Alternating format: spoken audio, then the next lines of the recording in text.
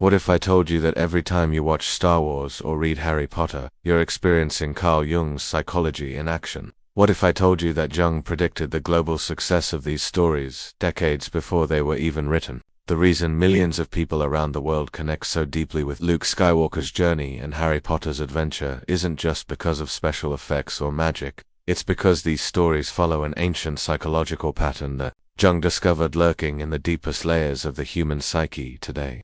We're going to explore how Carl Jung's revolutionary insights about human psychology became the hidden blueprint for two of the most beloved stories ever told. But more than that, we're going to understand why these stories feel so true to us, why they move us to tears and give us hope, and how they're actually maps for our own psychological development.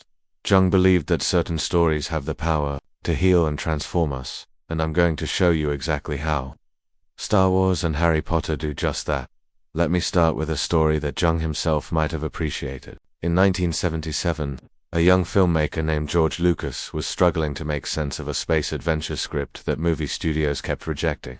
The story felt familiar yet epic, simple yet profound, but Lucas couldn't quite put his finger on why. Then, he discovered the work of Joseph Campbell, particularly Campbell's book, The Hero with a Thousand Faces, which was itself deeply influenced by Carl Jung's analytical psychology. Campbell had studied myths and stories from around the world and discovered that they all followed the same basic pattern, what he called the monomyth or the hero's journey. Lucas realized that his space opera wasn't just entertainment, it was following an ancient psychological pattern that Jung had identified in fairy tales, myths, and dreams. Jung believed that these stories weren't just random cultural products, but expressions of what he called the collective unconscious, universal patterns of human experience that transcend individual cultures and time periods. When Lucas consciously shaped Star Wars according to this pattern, he created something that would resonate with people across the globe because it spoke to fundamental truths about human psychological development.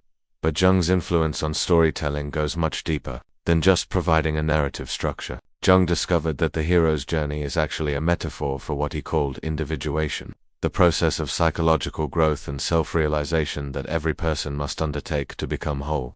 In Jung's view, the external adventures of mythical heroes represent the internal psychological work that we all must do to integrate the different aspects of our personality and become who we truly are. Think about Luke Skywalker's journey in the original Star Wars trilogy. At the beginning, Luke is an ordinary farm boy who feels trapped and restless, dreaming of adventure but stuck in his mundane reality. Jung would recognize this immediately as the beginning of the individuation process.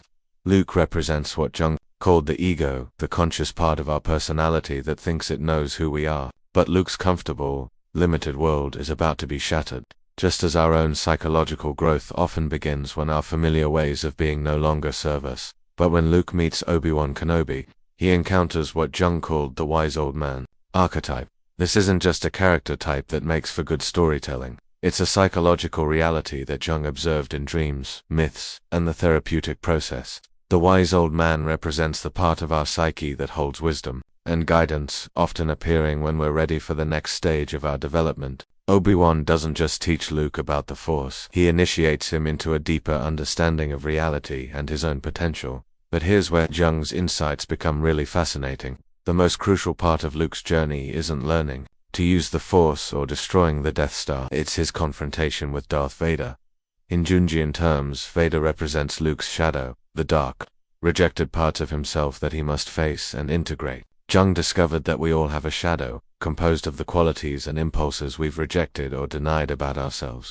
The shadow isn't evil, it's simply the disowned parts of our personality. But it becomes dangerous when we refuse to acknowledge it. When Luke discovers that Vader is his father, he's confronting the terrible truth that the capacity for darkness exists within him.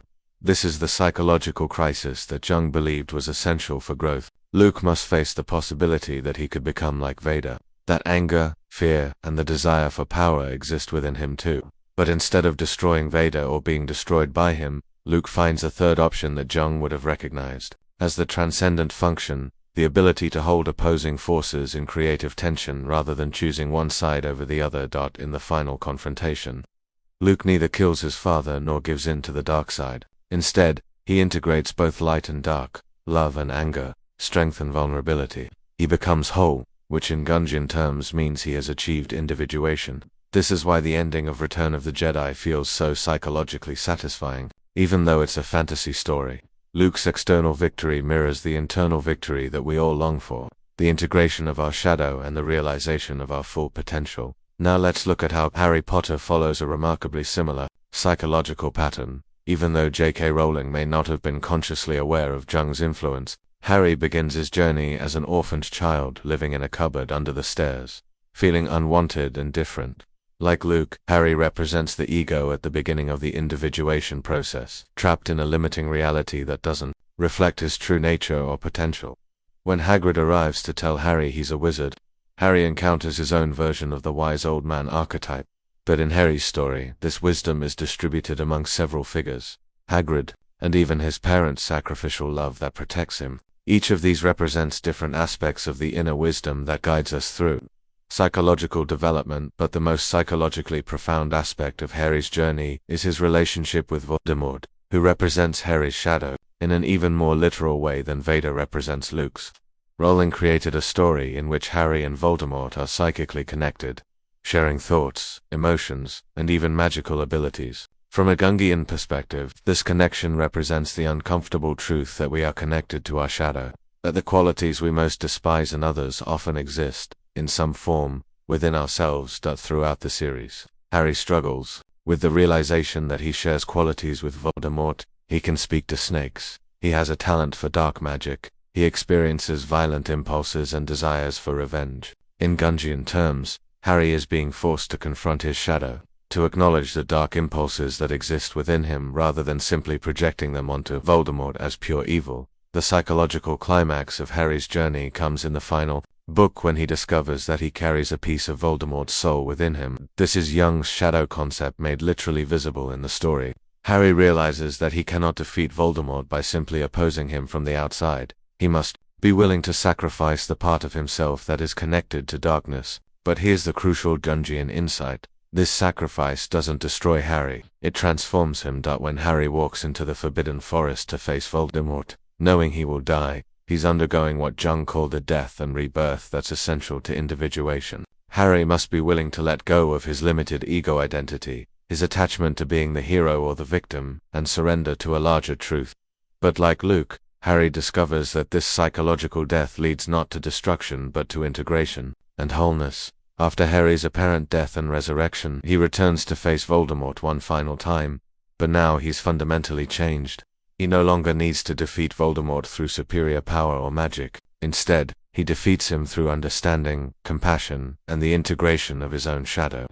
Harry offers Voldemort the chance to feel remorse, to reclaim his humanity, to heal the split in his soul. When Voldemort refuses this integration, he essentially destroys himself. This is the profound psychological wisdom that Jung discovered in myths and that both Star Wars and Harry Potter embody.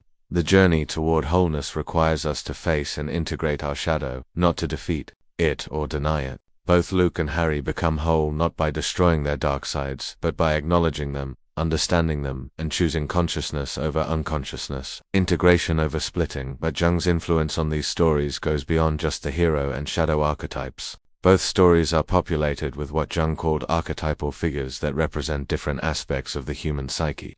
In Star Wars, Princess Leia represents what Jung called the anima, the feminine aspect of the male psyche that provides inspiration, intuition, and emotional connection. Han Solo represents the trickster archetype, the part of us that challenges rules and brings humor and spontaneity to serious situations. In Harry Potter, Hermione embodies the wise woman archetype, representing intellect, knowledge, and practical wisdom. Ron represents the loyal friend and companion, the part of us that provides support and courage in difficult times. Each of these characters isn't just a plot device, they represent psychological functions that Harry must develop and integrate within himself to become whole. This is why we feel so connected to these secondary characters. They represent parts of ourselves that we recognize and need to develop. Jung also understood that the hero's journey reflects the natural stages of psychological development that we all go through. The call to adventure represents the moment when our old ways of being no longer work and we're forced to grow. The crossing of the threshold represents our willingness to leave behind familiar but limiting patterns. The trials and tribulations represent the hard work of psychological development, facing our fears, integrating our shadows, and developing new capacities. The return home represents the integration of what we've learned into our everyday lives. Both Luke and Harry returned to their communities transformed, able to help others because they've done their own psychological work. This is what Jung meant when he said that individuation isn't just a personal process, it's ultimately a service to the collective. When we become whole, we're able to help others on their own journeys toward wholeness. This is why these stories continue to resonate with new generations of readers and viewers. They're not just entertainment, they're psychological roadmaps that show us how to navigate our own development. When children read Harry Potter or watch Star Wars, they're not just enjoying fantasy adventures, they're absorbing deep truths about courage, growth, and the integration of opposites that will serve them throughout their lives. Jung believed that modern people had lost touch with the mythic dimension of life, the stories and symbols that had traditionally helped people navigate psychological development. He saw this loss as one of the causes of modern neurosis and meaninglessness. But stories like Star Wars and Harry Potter serve a mythic function for contemporary audiences, providing the psychological guidance that traditional myths once offered. Consider how many people describe these stories as life-changing or foundational to their identity. This isn't just nostalgia or entertainment preference, it's recognition of the psychological truth contained in these narratives. People often say that Star Wars or Harry Potter helped them through difficult times, gave them hope, or showed them how to be brave. This is exactly what Jung believed myths should do, provide psychological resources for navigating life's challenges. But Jung also warned about the dangers of getting stuck in any stage of the hero's journey or identifying too completely with the hero archetype. Some people become addicted to the call to adventure, constantly seeking new challenges or crises to avoid the harder work of integration. Others get stuck in the victim stage, waiting for a wise mentor to rescue them rather than taking responsibility for their own development. The true value of these stories, from a Jungian perspective, is not to encourage us to identify with Luke or Harry, but to recognize that we all have our own hero's journey to undertake. We all have our own shadows to face, our own mentors to encounter, our own limited identities to transcend. The external adventures of these fictional heroes are metaphors for the internal work that we must all do to become whole. Jung spent his life studying how people develop psychologically, and he discovered that this process follows predictable patterns that show up in myths, dreams, and stories across cultures. When Lucas and Rowling tapped into these patterns, they created stories that feel universally true because they reflect universal truths about human psychological development. This is also why these stories work for both children and adults. Children experience them as exciting adventures that show them how to be brave and face challenges.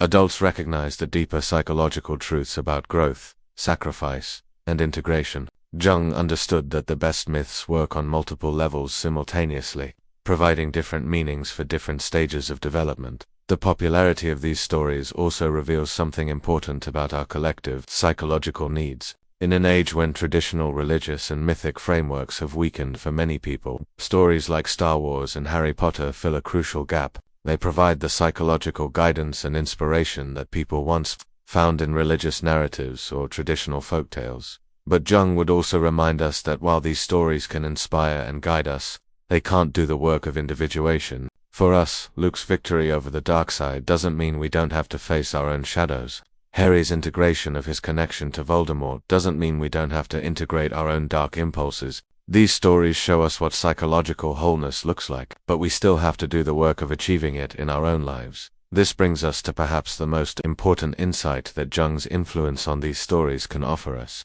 The hero's journey isn't a one-time adventure that we complete and then we're done.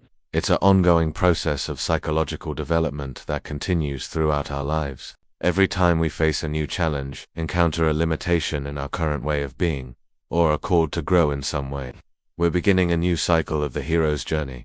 The wisdom of Luke and Harry isn't that they defeated their enemies and lived happily ever after.